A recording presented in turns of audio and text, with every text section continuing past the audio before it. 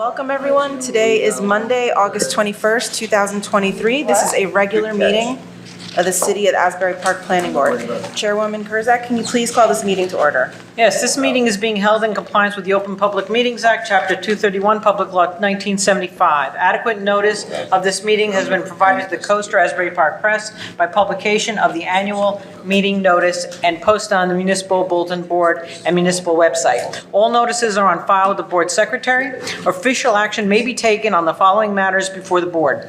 Fire exits are located on east and west sides of the council chambers, as well as the back of the building. I will ask everyone with a cell phone or other device to kindly silence your device for the duration of the meeting. As always, this meeting is being recorded by APTV for your viewing pleasure.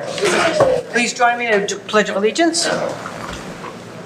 Pledge allegiance to the flag of the United States of America, to the republic for which it stands, one nation, under God, indivisible, with liberty and justice for all. I will now take roll call. James Bonanno. Here. Councilwoman Clayton is absent today. Eric Gallipo. Here. Jim Henry. Here. Mayor Moore. Here. Daniel Shanameo. Here. Jennifer Souter is absent. Michael Goonan. Here. And Chairwoman Barbara Kurzak. Here. All right, the first item on the agenda is a resolution 2022-10 for Tall Brothers Asbury Park Urban Renewal, LLC. I can only speak, I can't vote.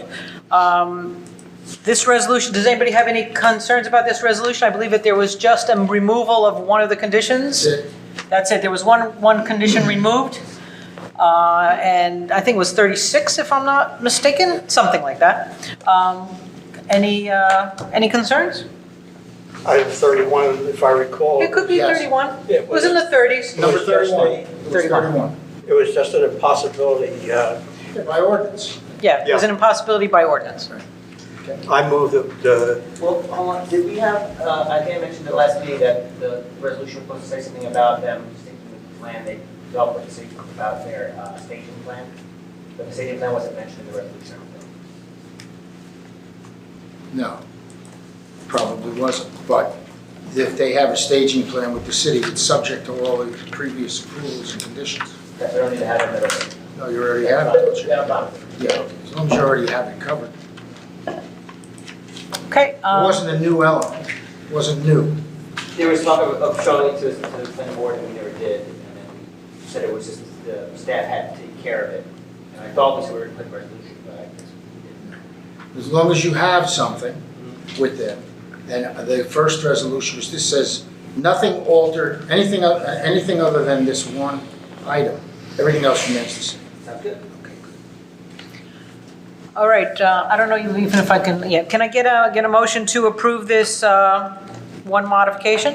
so moved. Second? Eric? We can't.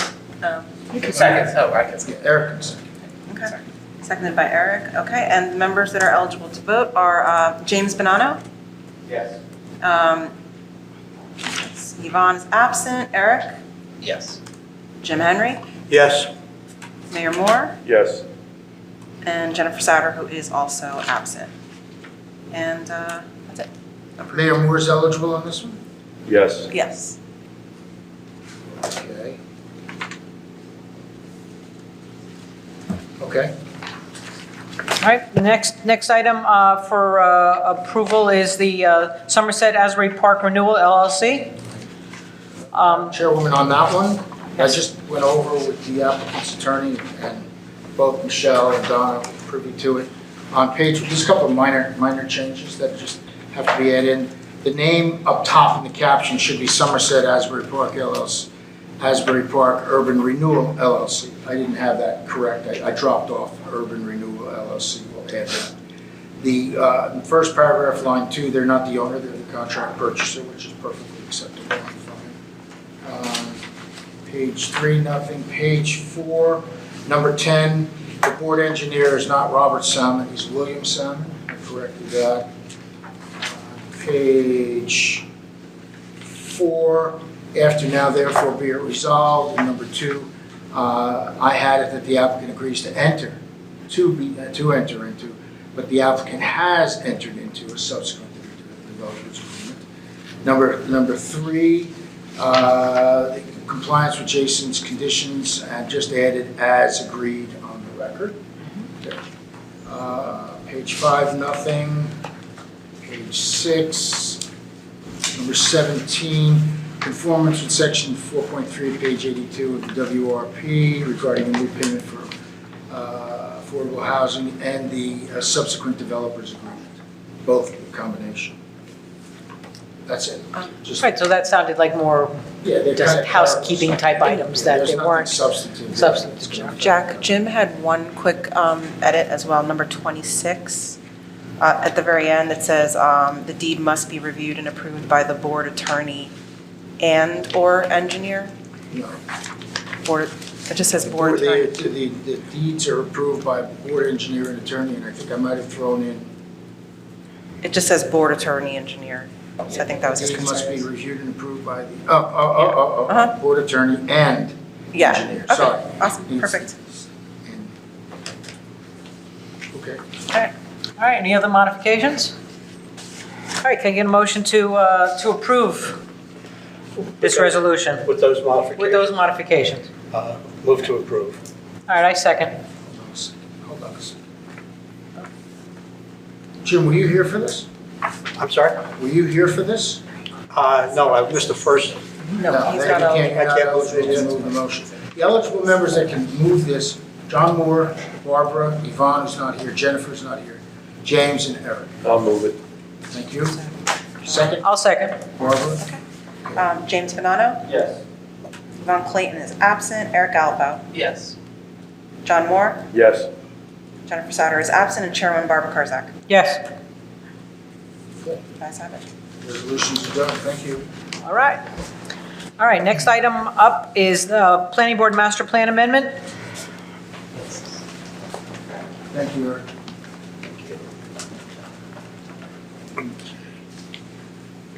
Madam Chairman, I've looked at the submissions by Michelle Alonso for the jurisdictional purposes. She's covered the contents of the notice, properly notified contiguous clerks for surrounding towns, state, what is the state's person's name? Office of Planning Advocacy. And published in the newspapers, did all the 4 qualifications that were necessary. Michelle has a packet of information I'd like to be marked as C1 for jurisdictional purposes. Yeah, well, that's the 2003 edition. 23. Yeah, the rest of it's. So we're okay? Proceed, sure. Okay. Can we just make note of who is eligible, or that Eric has to recuse himself? Yeah, let's call attendance again, since we have a recusal.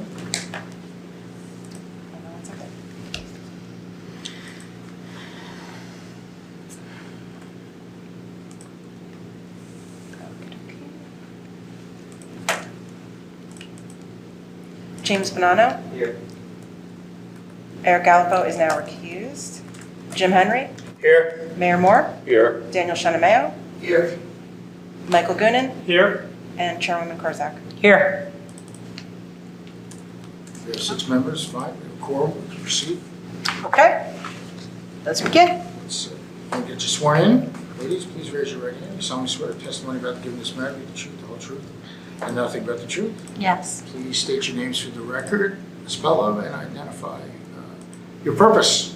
Michelle Alonso, Planning Director for the City of Asbury Park, and I'm a licensed professional planner. Carrie Turner, 514 7th Avenue, resident of Asbury Park, and Executive Director of the Asbury Park Arts Council. Thank you. And why don't I have Donna raise her right hand? So, swear testimony about giving this matter be the truth, the whole truth, and nothing but the truth. I do. Please state your name for the record and your affiliation with the board. Donna Miller, board planner. Thank you. Madam Chairman, thank you. Okay. All right, can we just make sure that we just speak into the microphones? Before we begin, Chairwoman, we have the paper version, the handout of the presentation tonight. Can we have it marked into evidence? Absolutely. And distributed? Absolutely. C2.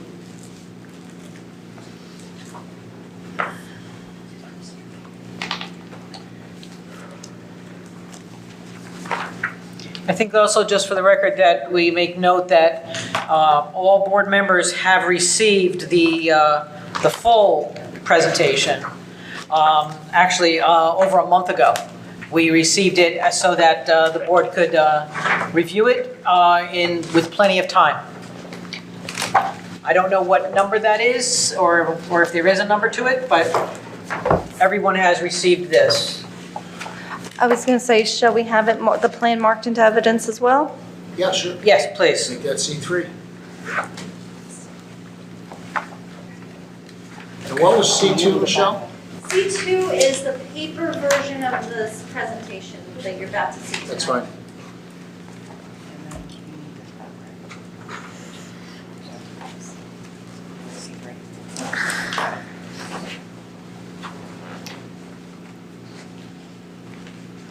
How would you like to proceed with this? Would you like to proceed with if there are questions as we go? We were thinking that we would reserve all questions to the end of the presentation. It's really not that long a presentation. Okay, But as you wish. again, let me introduce myself. I'm Michelle Alonso. I'm the Director of Planning and Redevelopment for the City of Asbury Park, and I'm a licensed professional planner. And I'm pleased to introduce tonight, long time coming, the Asbury Park Arts and Culture Plan, which we're here tonight before you because we would like this to be an element of the master plan. Our journey began with the 2016 master plan that this board adopted that actually recommended that the city embark on an art and culture plan. And we're very fortunate that when the members of our steering committee, at the time Mike Sedano, also went on to be a board member of the Asbury Park Arts Council, a pretty recently formed art nonprofit here in the city that is led by Carrie Turner, who sits next to me, and has a board of local artists and filmmakers. So with that was the momentum and the vision to seek a art plan for the city. We're very fortunate having the Arts Council as our partner because they had the opportunity to get funding from the county that only nonprofits were eligible for to fund the arts plan. So they have been our partner from the beginning, and they have been assisting us because they have been able to, both in the effort, the time, and the financial means to help us bring this plan to light. They contracted with Francis Kaufman Architects, who fortunately, one of the principals there is our board member and longtime Asbury Park resident, Eric Gallipo, and he's recused tonight, but he and his staff put their whole heart and energy into creating this plan, including a lot of outreach to the community. Plus, as partners to this plan, there was a steering committee that consisted of members of the planning board, council member, zoning board chairperson, and members of the Asbury Park Arts Commission and the Arts Council, who reviewed this every step of the way and guided us and the consulting firm in the formation of this plan. And of course, the input of our residents and the county guided us into the input of this plan. In fact, the county did a resolution of support just last week that I hope that you should have received. And also the municipal council did a resolution referring the plan to the planning board. So with that, I'm going to turn the presentation over to Ms. Turner, who is going to take you every step of the way with it. Good evening. As Michelle said, I'm Carrie Turner, the Executive Director of the Asbury Park Arts Council, and I'm going to present... Speak into the mic, please. Is that better? Okay, thanks. I'll present the outcome of the year-long process of creating Asbury Park's first Arts and Culture Plan. Some of this will be a little redundant with Michelle's introduction. The Arts and Culture Plan was actually undertaken at the direction of the City of Asbury Park with grants from both Monmouth Arts and Monmouth County through a COVID-19 Community Recovery Grant. Both of these grants were administered by the Asbury Park Arts Council. The multidisciplinary planning firm of FCA, with offices in Philadelphia, New York, and Orlando, was retained to provide professional planning services for this project. In his capacity as a planner and urban designer with expertise in arts and culture, this effort was led by Eric Gallipo, AICP, who directs all planning and urban design work for FCA. Eric is also a member of the Asbury Park Planning Board, but has recused himself as a member related to this effort. And to avoid the appearance of conflict of interest, the Planning Board Chair and Board Attorney have requested that I present the plan to you and reserve testimony from Eric for elements that require expert testimony about research, findings, and recommendations in the plan. The first question, Michelle already touched on it, is why? Why did we want to do an arts and culture plan? And just again, the 2017 Master Plan Reexamination defined a 10-year vision for the city and made a specific recommendation for the creation of this arts and culture plan that would gather data, provide a strategic framework for supporting the city's cultural ecosystem.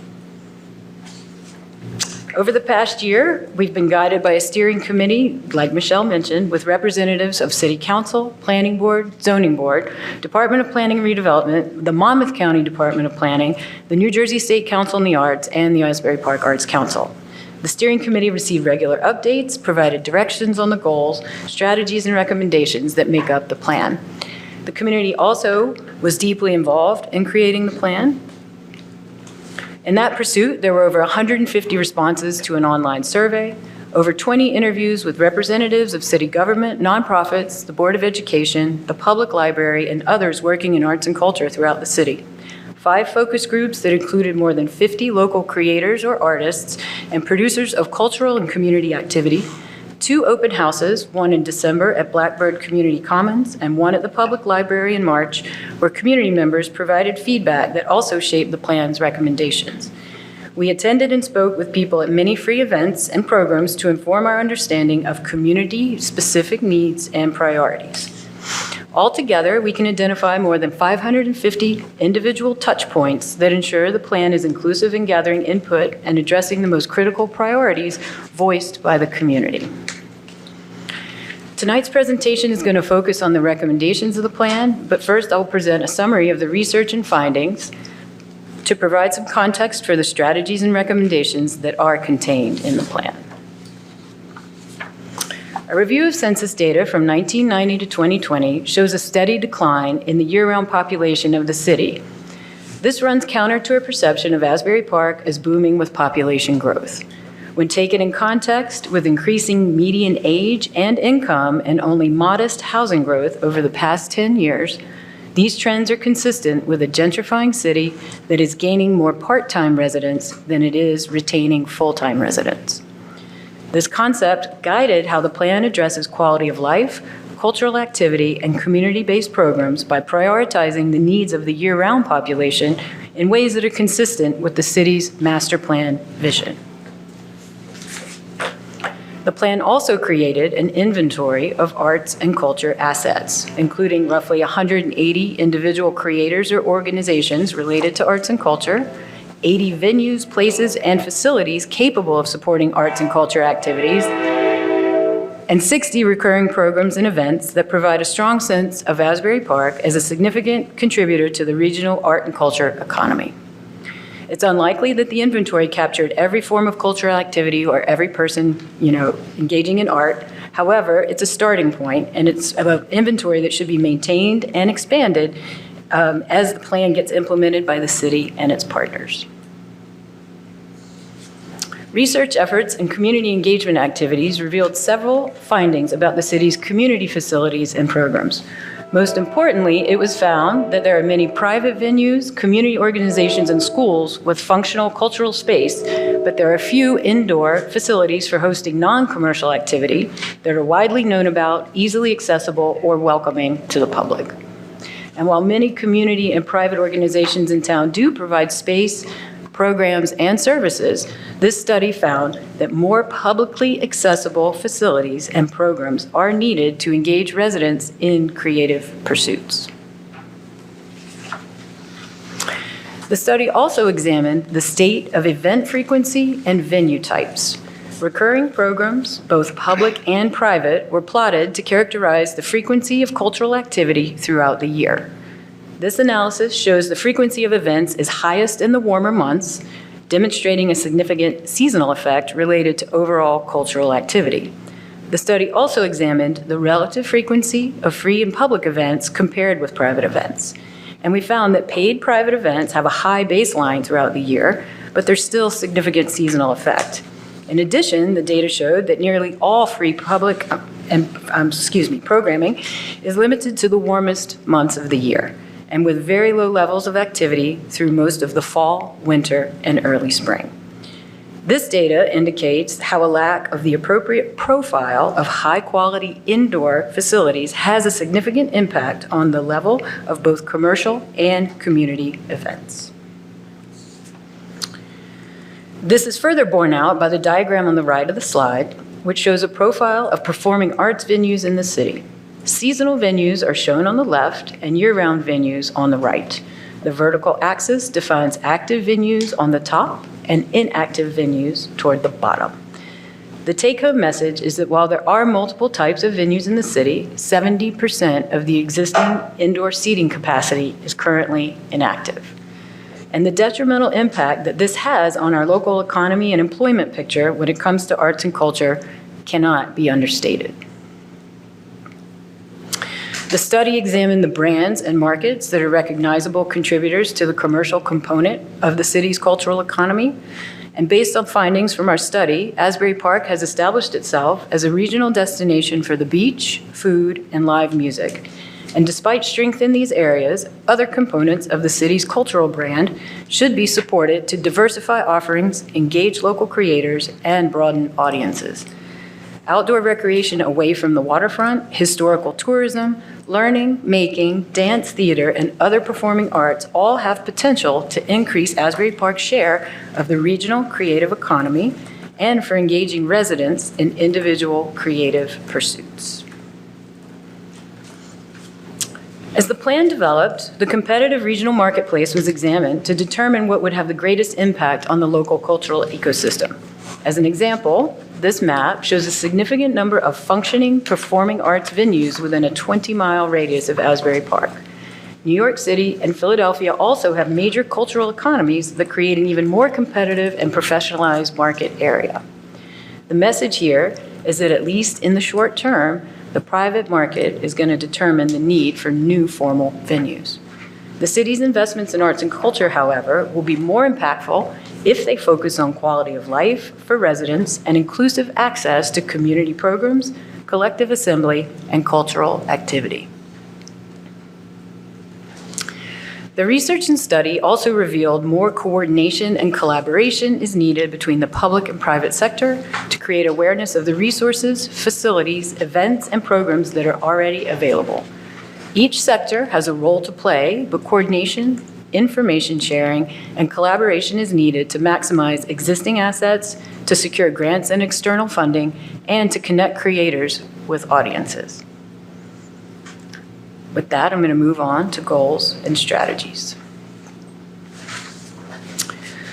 Once there was an understanding of the arts and cultural ecosystem, the Community and Steering Committee developed the goals and strategies that define the framework of the plan. The goals and strategies were presented at multiple public events, including 5 focus groups and 2 public open houses that sought feedback from local creators, business owners, and community members. That engagement led to a broadly supported set of 4 goals for the Arts and Culture Plan that address residential quality of life, community cohesion, opportunities for the local creative community, and supporting our creative economy. The plan then identifies 4 strategies for meeting those goals. The strategies address the need for more programs, facilities, and resources that are focused on engaging residents in creative and recreational activities, the need to coordinate development, land use, and funding policies, the opportunity to leverage and expand the city's creative brand and community identity, and methods of transforming how streets and public spaces support an inclusive and vibrant cultural ecosystem. And with that, we're going to head to the heart of the document, which are the recommendations, of which there are 6. While the goals and strategies set a framework for the art and culture plan, the plan provides specific recommendations that are intended to be implemented in a phased strategy and over multiple years. Remember that. And before we dive in, there are a few things to note. First of all recommendations were developed using a framework of inclusion. The plan is meant to ensure that all members of the community are invited to participate and contribute to the city's identity and diverse community culture. And second, we worked in a yes and framework. And this is a lesson from improvisational performance where responses to prompts begin with the phrase yes and. This technique helps us recognize that the value of individual perspectives and integrates individual contributions into the intended outcomes of the plan.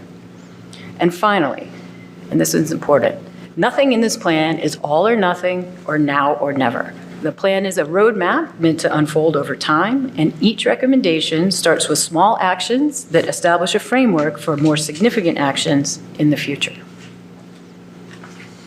The first recommendation of the plan is to establish a funding stream for community arts, culture, and recreation. Consistent funding that supports community arts and culture is a hallmark of creative communities. And as it stands, Asbury Park has no stable funding stream dedicated solely to community arts, culture, or recreation. And with so many competing priorities in the city, it's not surprising that this is so. However, the needs of residents to engage in creative activity and collective assembly should be funded. Providing funds would support the desire of residents to have an outstanding year-round quality of life through access to cultural activities, facilities, and programs. The initial action involved in establishing a funding stream is to identify funding priorities and levels for a given time frame, for example, 5 years. The next step would be to identify and evaluate sources of that funding. Next, the budgetary, policy, and legislative actions to secure the funding would need to be enacted. And the final step would be to evaluate the effectiveness of the programs or outcomes that the funding supports. And this is a cyclical review that should be done to ensure funding and goals remain aligned. It's easy to boil this down to what is this all going to cost, but remember, it's not now or never, and it's not all or nothing. Small actions build up to larger ones that eventually create a stable funding source for community arts and culture. The second recommendation is to expand city resources for public programs, community facilities, and cultural affairs. The research and community outreach quickly identified that approvals and coordination for both public and private events are handled by limited staff within the city administration. Staff members that coordinate approvals and logistics for small-scale community events are also technically responsible for coordinating approvals and logistics for large-scale private or commercial events. And while the economic value of the large commercial events is clear, the point is sufficient staff and resources should be provided to service the cultural needs of both the public and private sectors. And a failure to do so would have the impact of prioritizing revenue-generating events and reducing the capacity of the city to address the programmatic needs of residents and the creative community. The Arts and Culture Plan recommends that separate interfaces, processes, and resources be designated to handle public programs and private events. The plan also recommends increasing city resources to plan, manage, maintain, and operate community facilities, parks, and open space.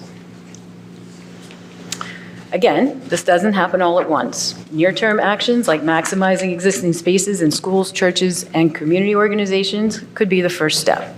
This includes initiatives like developing a searchable database of venues and locations for hosting community-based events, including things produced by the city.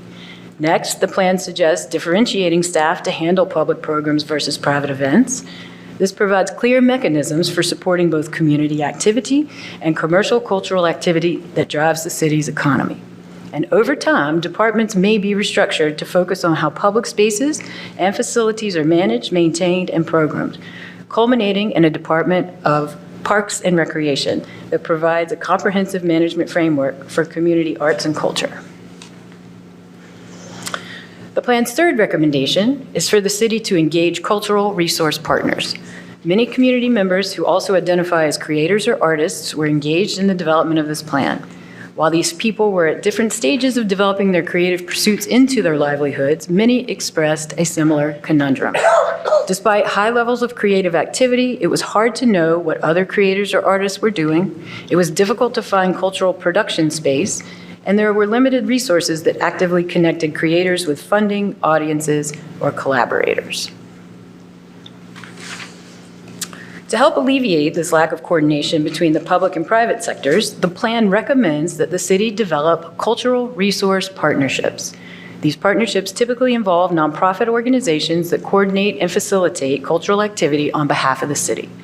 Services of these partnerships may include networking, grant-making assistance, or creative enterprise incubation. In doing so, these partners act as an intermediary between the public, the creative community, and the city. This begins with defining the types of resources and services that are needed and desired by the community, some of which have already been mentioned. Next, the city and its potential partners define the relationships and responsibilities of these partnerships. And then next, how funding is provided to secure these services needs to be determined. And then finally, formal partnerships are established through a request for proposal and public selection process. The result is better coordination between the public and private sectors and the formation of hubs for distribution of cultural resources, funding, and information. The plan's next recommendation is for the city to center its visual brand on creativity and community values. Asbury Park has a rich cultural history, a diverse population, and a tourism-based economy. However, the physical infrastructure that supports community and commercial activities does not always send a message that Asbury Park is a city where creativity thrives. Public infrastructure, including benches, signage, bike racks, lights, bathrooms, and community facilities, are all opportunities to express community values in ways that build civic pride and improve the experiential qualities of the tourist economy. With a growing brand around public art and creativity, it's time for Asbury to permanently transform streets, public spaces, and infrastructure in creative ways that express our inclusive community values. The Arts and Culture Plan recommends that the city undertake a process to deploy a consistent visual brand. The plan further recommends that the form and style of this brand is the result of a design and engagement process that establishes motifs, patterns, and styles derived from shared community history, culture, and values. This effort uses tools like typography,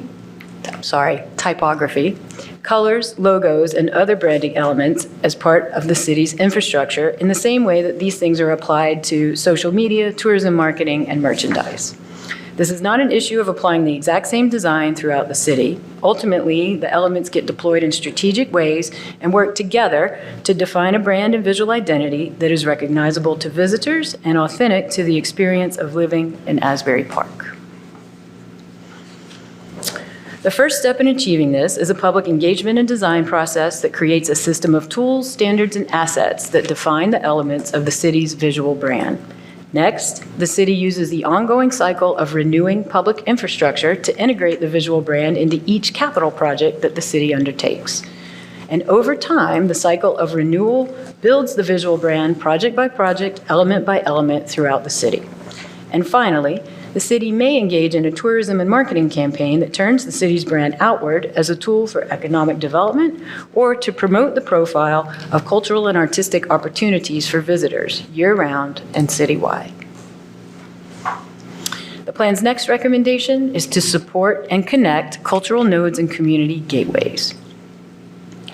Researching cultural activity within the city revealed that there are 3 existing cultural districts. The Waterfront District, generally focused on tourism and entertainment, the Downtown District, generally focused on arts and commerce, and the Springwood District, generally focused on community culture and activities. The plan makes specific recommendations for each district, but in general, they are aimed at differentiating the qualities of each district by establishing community focal points, encouraging inclusive placemaking and cultural programming, and incentivizing uses that support and expand the cultural ecosystem and economy. The plan also recommends establishing a signature community gateway along Asbury Avenue. As the primary linkage for visitors arriving from the regional highway system, Asbury Ave should be a unique gateway that welcomes visitors into the commercial, cultural, and community context of the city. In addition to streetscape, public art, and other creative expressions along the corridor, the surrounding blocks can be an important housing reservoir with live-work units that support the needs of small-scale artists and creators in the local community. In an effort to recognize that each district is part of a comprehensive network of cultural nodes, the plan also recommends establishing the West Side to Waterfront Art and Culture Heritage Trail. An idea like this was also suggested by the Plan for Walking and Biking, which is another component of the Asbury Park Master Plan. The Arts and Culture Plan builds on this recommendation, to recommend a continuous trail that uses public art, sculpture, programmatic activity, and community focal points to connect the multiple cultural districts throughout the city. This may seem like a lot, but the process again begins with modest actions like updating zoning and redevelopment plans to incentivize desired uses, followed by planning and design studies to establish parameters for transforming streets and public spaces that better serve the community's collective programmatic needs, which is then augmented with programming and placemaking plans that are inclusive of local creators or artists and the diverse communities that make up the city. And then finally, the city would fund design and construction projects, resulting in an integrated system of differentiated cultural nodes and community gateways that are linked by activated streets and pathways. The plan's last major recommendation is to develop a community culture center. Of all the work done during this study, no gap has been more acute than the need for high-quality public facilities to support community arts, culture, and recreation. While Asbury Park has a significant portfolio of educational and community spaces, there are precious few spaces that are accessible to the public. These spaces that do exist are not specialized or flexible enough for the broad range of events, gatherings, and activities that are hallmarks of creative communities. To that end, this plan envisions a community culture center that has space for creative, artistic, recreational, and educational pursuits. The plan is not definitive about all of the components of a community culture center, but it is likely that it may include rehearsal space, meeting space, performance space, maker and production space, information and resource libraries, gallery and exhibition space, recreation space, and others. Ultimately, more study is needed to determine the exact composition of a community culture center, but the need for such a space within this community could not be clearer. Again, the process begins with a feasibility and conceptual design study that would answer many of the questions that I just alluded to. That would be followed by business and operations planning, the development of funding strategies and partnerships, and the culmination in the actual design and construction of a facility. This is another example of how low-cost actions build to more significant actions over time. And now we put it all together. When you look across the major recommendations of the plan, before you on this slide is what we have. Each strategy, whether physical, organizational, or policy-related, is aimed at providing an inclusive cultural environment that prioritizes community needs and at the same time supports a vibrant cultural economy. And with that, I thank you for your attention, and we will take questions on our testimony.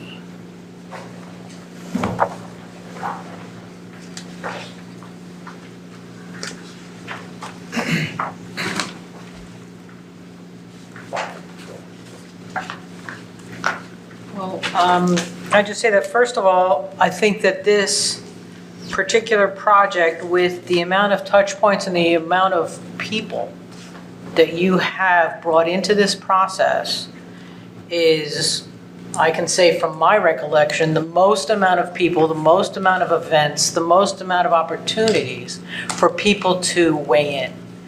And if they chose not to weigh in, it's the way it goes. But I'm very happy to see that you went further than I've ever seen any project go in outreach to get input from all areas in this city. And I thank you for that. Does anyone on the board have any questions that they would like to ask or have concerns? Yeah, so this is not doing the redevelopment plan.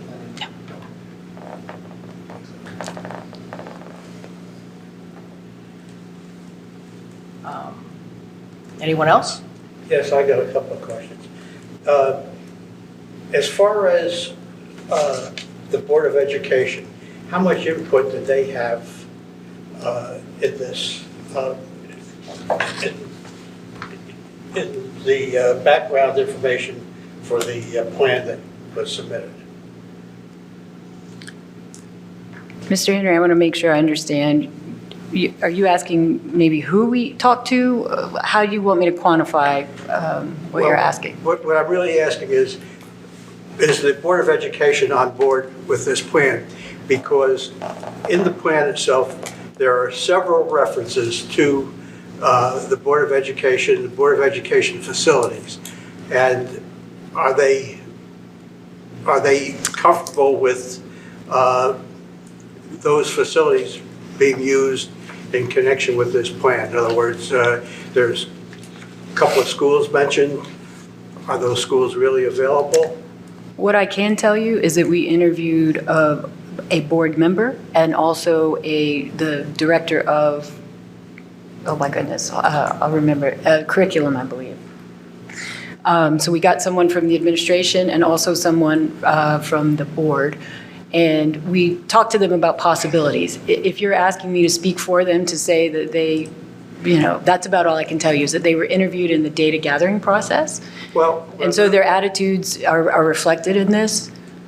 what I'm asking is the Board of Education willing to provide space in those schools where you talk about the use of those schools?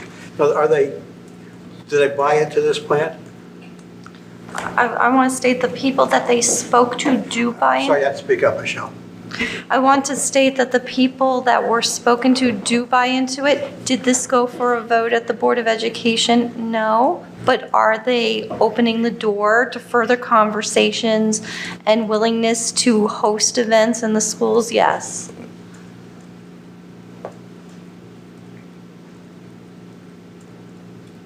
Yeah, let's hope so. I noticed that, being the bomber, there's always underutilization, convention hall, Paramount, theater. I noticed that took a big part of a large percentage of unused venues. So what was that's a whole bunch of people, morass that we have with them, the city. What was their participation in this? Representatives from Madison were also interviewed as part of this. We didn't get into the legalities of, we presented to them that having it closed is detrimental.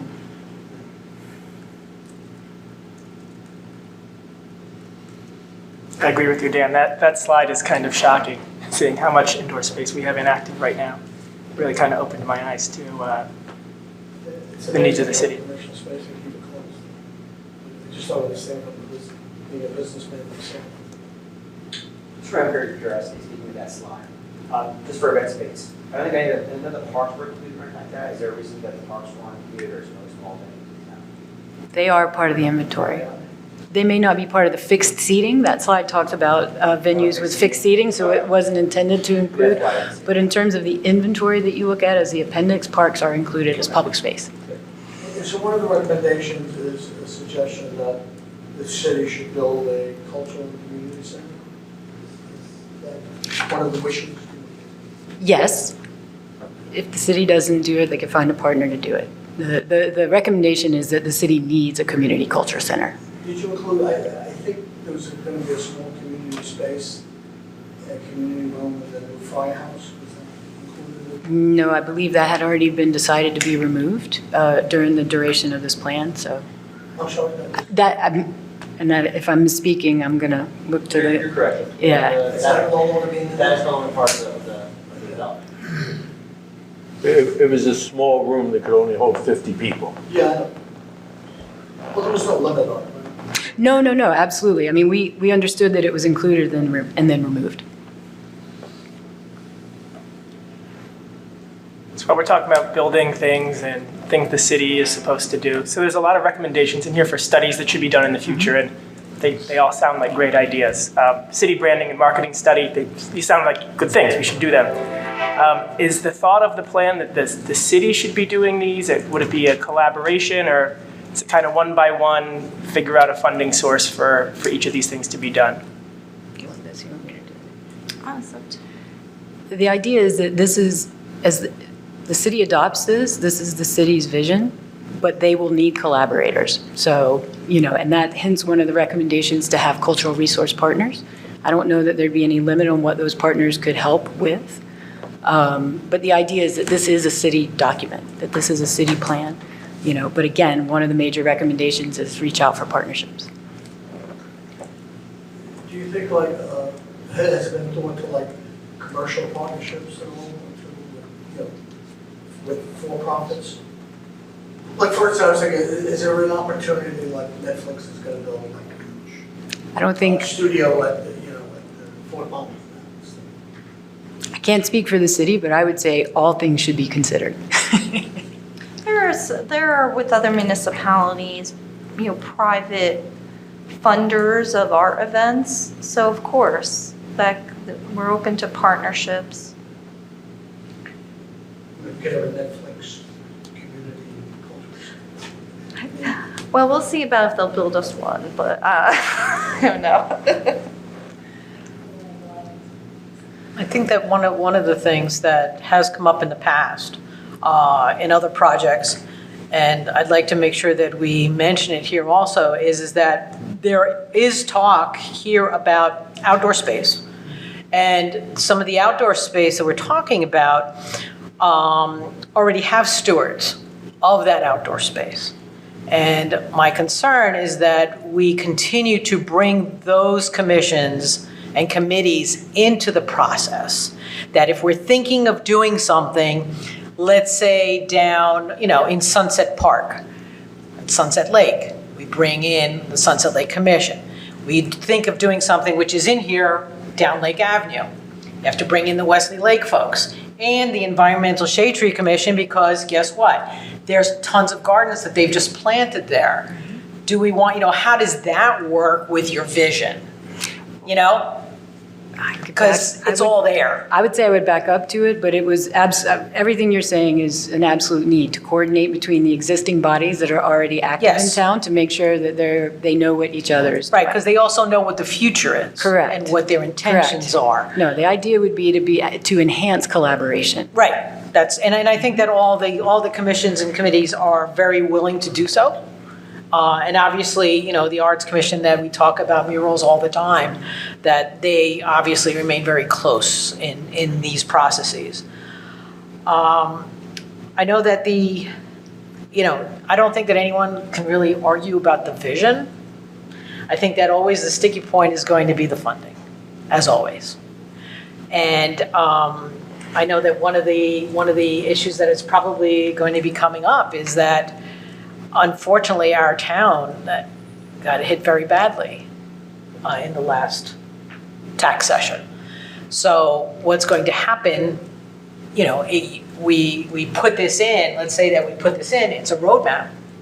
It will be up to the council and the city manager to see how this flows.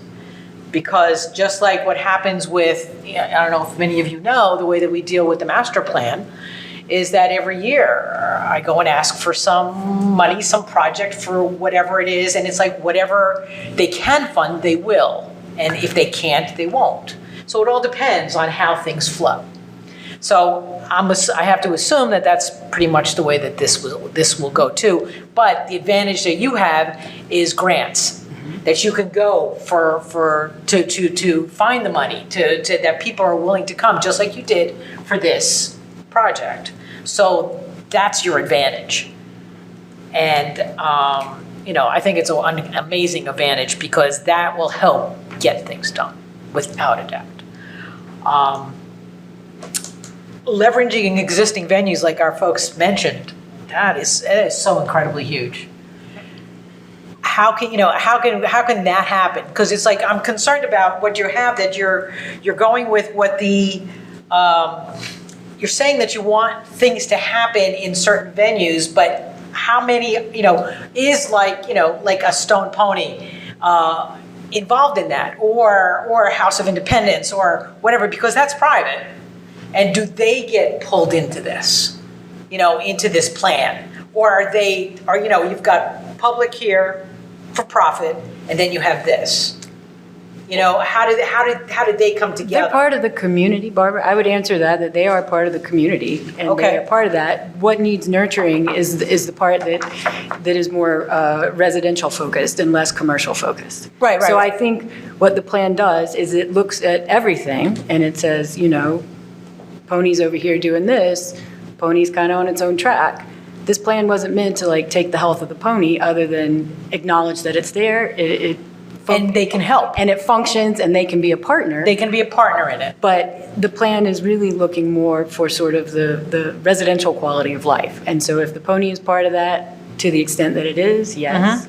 But that's not the main focus. Right. Okay. Does that mean like the commercial venues, are they a funding source for this thing? You mean, did they fund this, or? Well, no, I guess we're going to distinguish eventually down the line if this comes to fruition, it's commercial, it's not-for-profit. Even if not-for-profit does charge, is a potential source of funding, add on to the ticket for the very large? I think we would look at any and all, absolutely, yes. If somebody was willing to put a surcharge on that they were able to do, why not?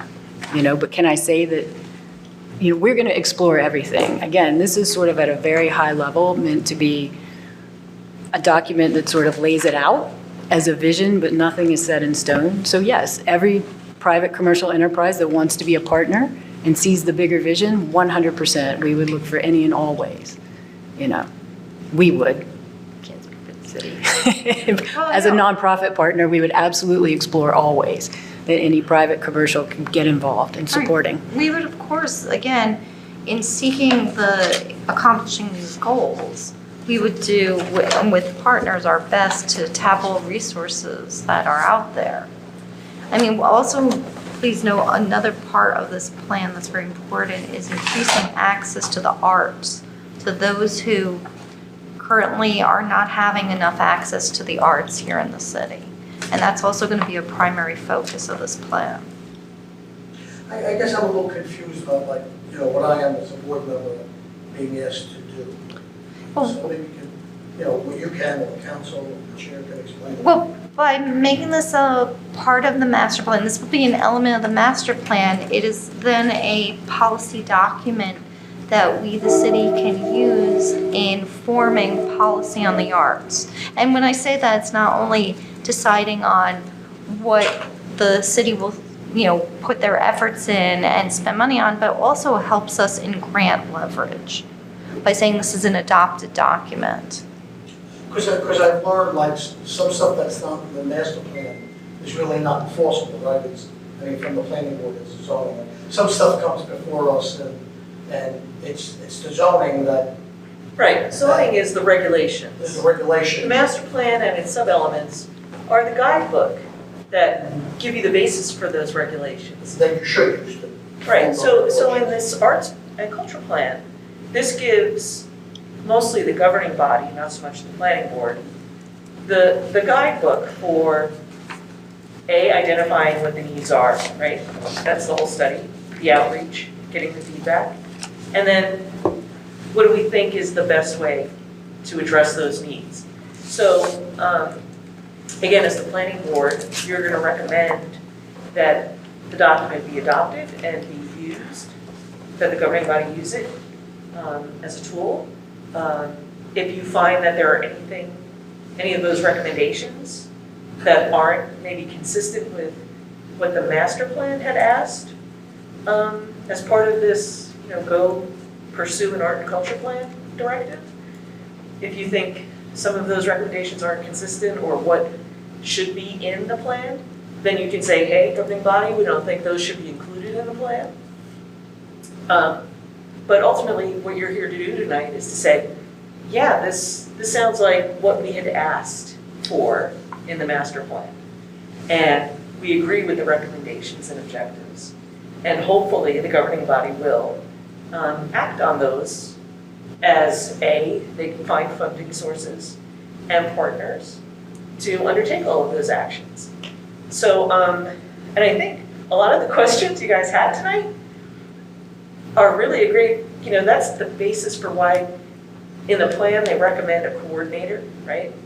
Some staff, because you need somebody who's going to be reaching out to businesses as well as corporate businesses in the region that can help A, with branding, B, with access, C, with funding.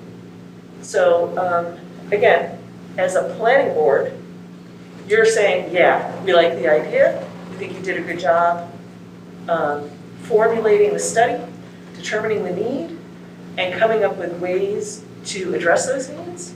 Pardon me. Oh. And then the governing body is basically going to take the reins from there. The only thing I take objection with is, and I know it's just a suggestion in the plan, I think there was a portion there where it said, like, in these districts, and again, I gotta get in my head that, we're forming these areas, these districts, where that we should use abatements. And I don't know about the 5-year abatement. The only problem I have personally in Asbury Park with the long-term abatements that are going here is that they exempt a lot of developments from paying school taxes. And I know there's a disagreement among some people that really doesn't affect it, but the school budget is, I'm personally against those type of abatements because it's more and more developments and more taxpayers do not have to pay school taxes. And then it falls on the rest of us who are not abated to pay those school taxes. The school budget will be X, it will be Y, it will be Z. Whether you divide it by 100 people or you divide it by 200 people. So the less amount of properties that are paying that school tax, that will be a higher portion of the bill borne by those people, and not borne by new development. So that's just one thing I have against long-term tax abatements that are in this plan. I know you made a reference to the 5-year abatement. That's different than a long-term. So is that's totally different? It's completely different mechanism. If someone gets a 5-year abatement, they do pay school tax. It's a whole different mechanism of taxation. I just want to make that clarification. That's different than what the council votes on for example, waterfront project, which is typically a 30-year pilot. We use the term tax abatement for pilots very casually, but the proper term is you have pilots, payment in lieu of taxes, and then it's a whole different animal than a tax abatement. I understand. So Right. when you say in the plan, the 30-year abatement, are you referring to? A 30 years a pilot. Okay. That's what I thought. Yeah. So, right, that's why I was confused by the question. Well, I'm just, Right, I'm not, I right. said, I prefaced it by, I assumed, we know what assume does, right? But I assumed the 5-year didn't, but I figured the 30-year was like the ones that I'm familiar with that exempt those developments from paying school taxes. I hear you loud and clear, because I know other people on this board are against other funding sources that the document says look into. What I would say is that nothing in this plan says that has to happen. Right. These are all simply just, all it's saying is use every tool at your disposal when something comes your way. So that I would just put that on the record. That's why I asked. Okay, The yeah. first question I asked was this would be Yeah. for No, development. absolutely not. And use the 30-year abatement. Right. Right, there is something that I made note of a number of times, and I think that these folks know that I am also in that same situation as you are, Daniel, that there are a lot of coulds in this plan on how to fund it. It's could, as in different types of taxes and whatnot, and it's a could, it's an option. Correct. But I can tell you loud and clear, I would be the first one that is against a tax of any kind to be put on these people. It isn't saying apply tax. Exactly, it's not. It's not saying it. It is not saying it. It's a could, it's a possibility, maybe. There are many ways of funding this. There are many different ways of funding this. I think the key thing that was stressed by Eric at the council and by Carrie tonight is it's not all or nothing. It's not now or never. It's a plan that we're all going to work together on. And one day we're going to get to the goal line. So, but again, it's not like, hey, next month the city has to like raise your taxes $10,000 to make this happen. So again, I think that was the key when Eric made the presentation to the council and Carrie tonight. I think that's the key. Everybody work together, but it's not all or nothing. It doesn't have to be done in 30 days, 90 days, but we have to start, and it's not now or never. But I think it is now. We have to start. But as far as finishing it, it's not now. So Right. to me, they were the key phrases of both presentations. No, you're absolutely right. And it's like, it's the same thing has happened with the master plan that we created in 2017. We know where we're going, we just have to, little by little, we'll get there. And that's the same thing that we see that this is. Yeah, I think this goal, establish a funding stream, I think is something we all think is a good idea. And I actually like that it's so broad and open-ended and, really leaves it up to the city council to work with partners to figure out how to do that, because I think the council is the best body in the city to figure out how that's going to work. That's what they do. Okay, so those, does the board have any other questions before? I know that we kind of went into comments as well here. We kind of overlapped a little bit. I had one other question. I read this thing twice, and my interpretation of one thing differed on my two different readings. So you talk about the 3 different cultural districts, you talk about how we're going to propose to link them, and then when you come to that Asbury Avenue gateway, on my first reading, I read it as it's supposed to be some 4th cultural district. And then in my second reading, it's not its own cultural district, it's just kind of a grand gateway into the city. How should I be interpreting that? I believe the second would be more accurate. Okay, so we're not creating a 4th cultural Well, we district. could be, ultimately, but the start is to have it be more of the grand gateway that welcomes. But yes, over time, if enough interventions were applied, absolutely. The 2017 master plan makes reference to that area as being a possible arts and culture district. Does that mean like, we would follow, right, when it becomes part of the plan, supposedly the city acts on it at some point, makes regulation. So does that mean like a requirement for the percentage of arts uses or something in developments? It could be, and I mean, again, it depends on the route the city wants to take, and it could be, something where it's just much more holistic of the development of that as being an arts corridor, or it can be very prescribed. We haven't gone there yet. It's just that it was thought about in the past as having the potential for an arts area, and mostly because of the types of buildings that are there now, that they lend themselves to conversion. And you guys have seen a little hint of that that's come to the board before. Actually, I think when the project was before you joined, Commissioner, someone did do some work-live space, and the idea was that it was to be for artists.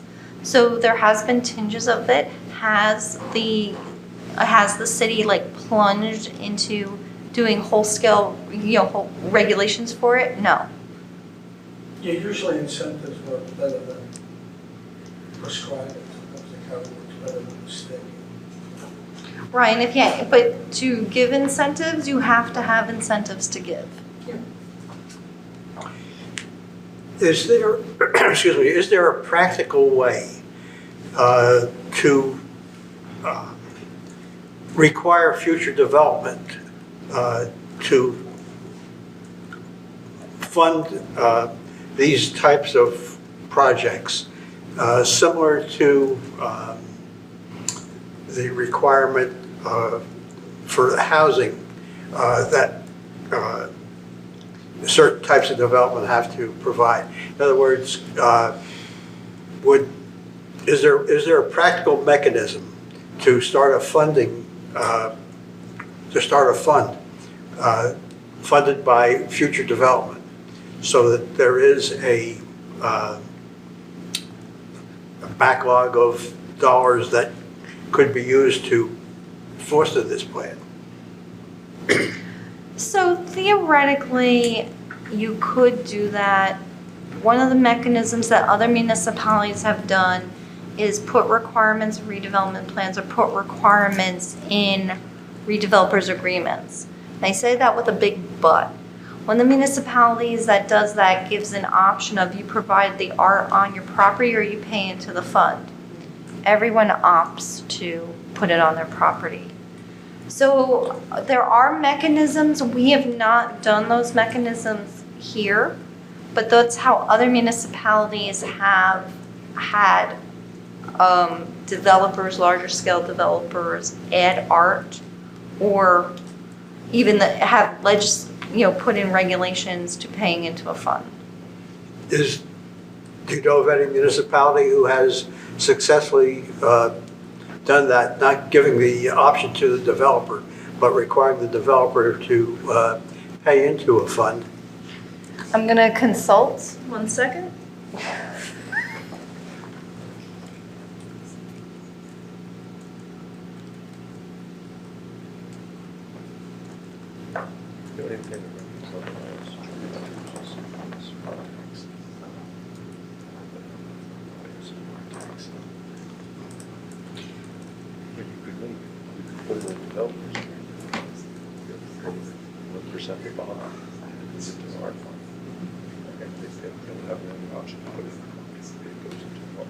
So we had a quick powwow over there. I cannot off the top of my head tell you, except in my experience, the ones I've consulted with, there may be others in the state, but this plan doesn't make that specific a recommendation. So we can find out more information, but it doesn't alter the content of the plan. I understand that, but what I'm asking about is this an option that the city could consider passing an ordinance requiring Theoretically, payment yes. into a fund? By legally, yes, in redevelopment areas. So, but we would definitely need to do some more research about that. I think, Michael was talking about the Asbury area corridor, and I know the Asbury area. So I think the plan suggests that should be an area of rehabilitation. No, that's not what I had said. I'm saying the No, 2000, it said in here, in the plan it said, no, corridor should be. not an area rehabilitation, I don't believe. I had said there's a basis for what's in this plan about Asbury Avenue being an arts corridor because our 2017 master plan mentioned it. And that came out of our discussions with that master plan with the public, with board members. Yes, that was something that's contained in the Yes. 2017 plan. Yes, Right? it is. It's in there. It's in there already. Yeah, that blurb from the master plan is in the CCH report. As, Donna and Michael commented on that paragraph from the master plan. Okay, yeah, But Dan's right, I read it too. on page 30, planning for this corridor should consider designation as an area in need of redevelopment or rehabilitation, or alternatively, corridor planning without the use of such designation. That's under, So designated.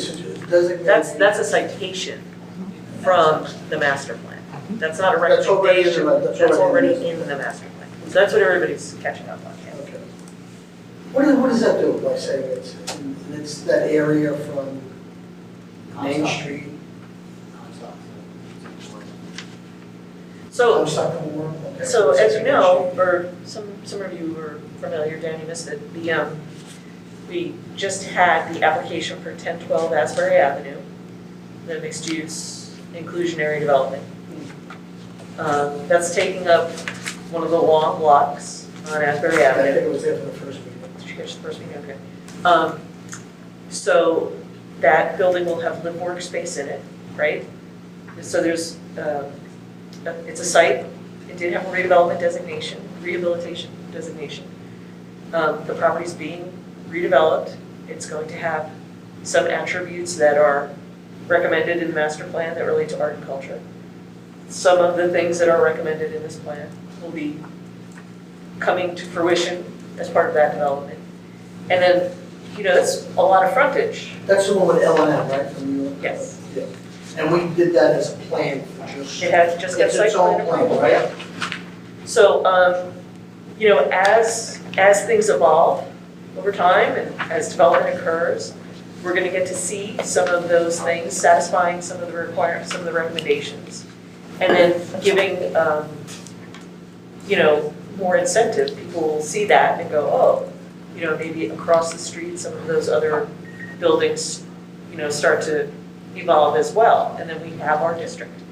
And the city doesn't necessarily have to do anything more than it's already done, because we've got this leveraged block already contributing.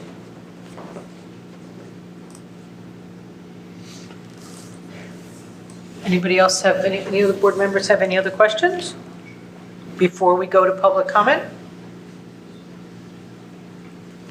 No? Do our professionals have any questions? No? Okay, can I get a motion to open up for public comment? So moved. Second. Okay, let's open up for public comment, 3 minutes. Oh, I'm sorry, you're absolutely right. Questions, we have to open it up for questions first. Anybody in the public have any questions that they would like to ask based on this testimony? Nobody has any questions that they would like to ask? Okay. Motion to close questions. So moved. All right, let's motion to open public comment. So moved. Second. Anybody would like to walk up? All in favor? Well, Opposed? Ayes have it. okay. All right, we have 3 minutes. Have at it. Okay, now, I need you to raise your right hand, please, since you're going to testify. You solemnly swear or affirm that the testimony about to give in this matter will be the truth, the whole truth, and nothing but the truth. I do. Please state your name for the record, spell it, and give us your address, please. Victoria Reese, Victoria, Victoria, Reese, Reis. I live at 341 Old Corliss Avenue, Neptune, New Jersey, 07753. However, I run a nonprofit organization based in Washington, D.C. called Transformer. For the past 7 years, we have been presenting a program here in Asbury Park, New Jersey, titled Siren Arts. It's a residency program for artists who work within performance art disciplines, which is considered a visual art multidisciplinary practice. We have been receiving funding from the Andy Warhol Foundation and from the National Endowment for the Arts to present Siren Arts here in Asbury Park. Through partnership and permitting from the city, we present performance art Thursday evenings, July through August on the 2nd Avenue Beach. And we bring artists from throughout the East Coast to be in residence here, 6 weeks of residency, each artist or artist collective here for a week. It's been predominantly serving underserved artists, emerging artists, artists of color, queer artists, women artists who come, and during their residencies, they work with local youth. They work with the Asbury Park Boys and Girls Club. They've worked just recently with Project Real, and everyone that we work with in the Asbury Park community is funded honoraria. So for example, this past week we had an artist from New York who spent his week here working with young adults from Project Real, which is a community outreach program for the city's LGBTQ plus community. All of those artists here locally were paid honoraria to participate. I share all of this information because I see this plan as an incredible opportunity for the city to be able to pursue and start leveraging partnership and grant support from entities like the National Endowment for the Arts, who were so thrilled to support Transformer in presenting Siren Arts here. But with the support of a plan like this for the city, the city can go after National Endowment for the Arts funds, can go after funding, for example, Bloomberg Philanthropies, who just introduced a multi-billion-dollar grant program for small cities like Asbury Park to be able to invest in art placemaking in the community. So I just am very excited to see the hard work that has gone into this plan. I think it creates a really exciting opportunities for the city to be able to take the great energy and work that so many people in the community are doing on a very DIY, do-it-yourself level, to professionalize that, to put it in a central hub, and to make it easier for emerging arts administrators. I've been doing this for 25 years. I've been able to make my own networks in the city of Asbury Park, but for younger up-and-coming arts organizers to be able to pursue these kinds of channels through more coordinated efforts. So thank you very much. Thank you. Does anybody else have any, would like to make any comments regarding this plan?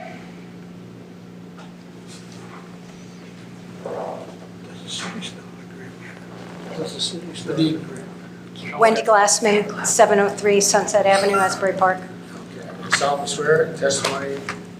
swear or affirm that the testimony you have given this matter will be the truth, the whole truth, and nothing but the truth. I do. Okay. I just wanted to take a couple of minutes to express my desire to see this plan be approved by this board and how important it is for the city and my perception as a resident. I think that we would be missing a big opportunity to give real teeth to our master plan and the principles in the master plan, that arts and culture are important. And I think that most of us who live here have this feeling and we believe this is what our city is about. And I think that it would be an important step for this board to enforce that and express that by the adoption of this plan. Thank you.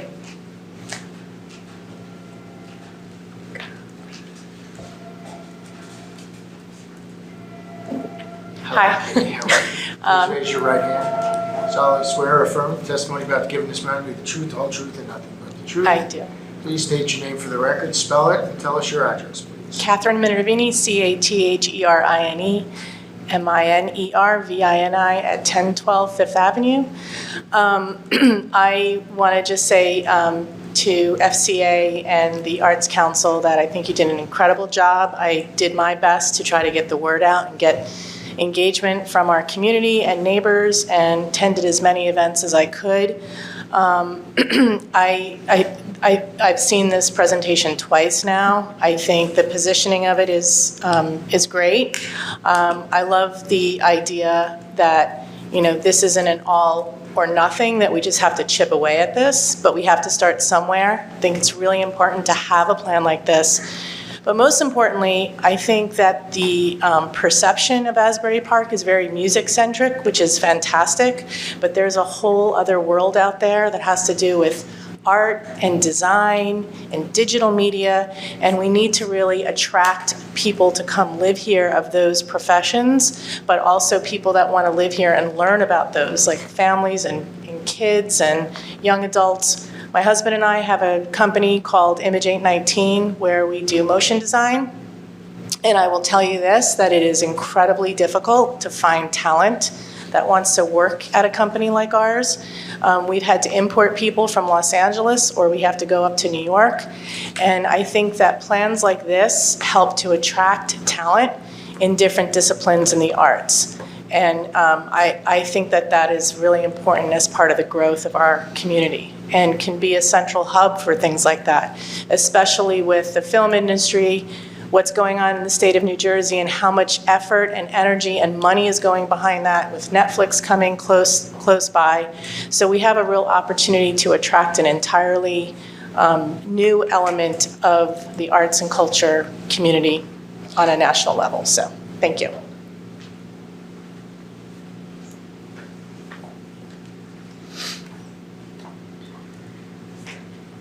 Hi. Hi, please raise your right hand. Solemnly swear or affirm the testimony about to give in this matter will be the truth, the whole truth, and nothing but the truth. I do. Please state your name for the record, spell it, and give us your address. Mary Eileen Fouratt, Maryeeileen Fourat, 9 Wesley Court. 9 Wesley Court, Asbury. Thank you. Okay, I was involved with this plan. I work for the State Arts Council, and I'm just so impressed with the amount of outreach, as the chairwoman had said, that took place. I think a lot of towns might rely on kind of the big arts, but this really looks at what the residents deserve. And the arts are so important in bringing people together, creating community, creating connections, helping people with isolation, get out of their isolated worlds. And I think this plan is a real step forward and very impressive. Statewide, I work with communities, and there aren't that many that really take this much time to go this deeply into the community to see what they need. And I look forward to it being adopted. Thanks. Thank you. Anyone else from the public? All right, motion to close public? So moved. Okay. All in favor? Aye. Does anyone from the board like to make any comments based on what we've heard from the public or from your own thoughts?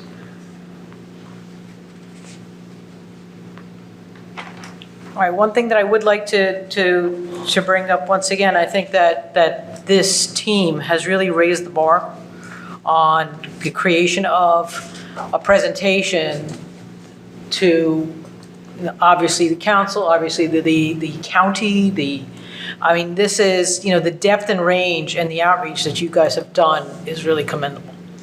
That we can get all this depth of information that we can use for the city. I'd like to make a motion to adopt this arts and culture plan into the master plan. Second.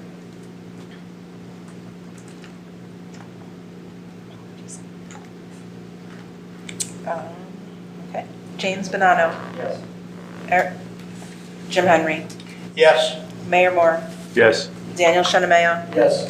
Michael Goonan. Yes. Chairwoman Kurzak. Yes.